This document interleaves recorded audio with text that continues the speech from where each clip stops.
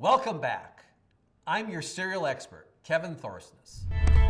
Bear presents from the desk of a cereal expert.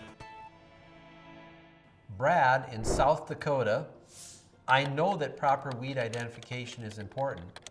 What should I consider when scouting for weeds? The weed spectrum is always changing, so with that in mind, we sometimes have new threats and we can have old threats that reappear. A new threat would be palmer. We don't have a lot of palmer in North Dakota.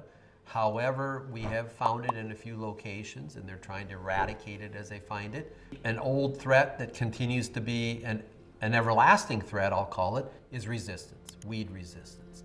In the crop protection industry, we don't have a lot of new products coming forward. We haven't had a new active ingredient for many years. So with that in mind, we got to make the products work that we have on the shelf, so to speak. To that point, then, you need to understand what weed you have out there, what resistance you might have out there. Kochia, for example, became a real problematic weed in 2021 due to the drought. Continued to be a big problem in 2022. Kochia is a very difficult weed to control. It's very opportunistic. And being opportunistic, it will grow into any opening within the crop canopy.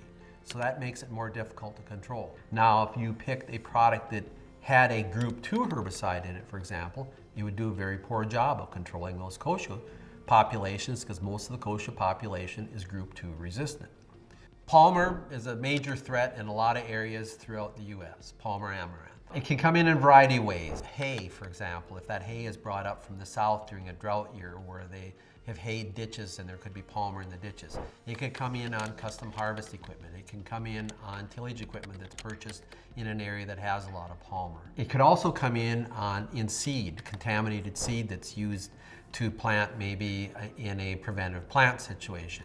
All of this is important. If you see it, you need to rogue it out. Because if we don't, an unchecked palmer amaranth plant can produce anywhere from 600,000 up to 1 million seeds per plant.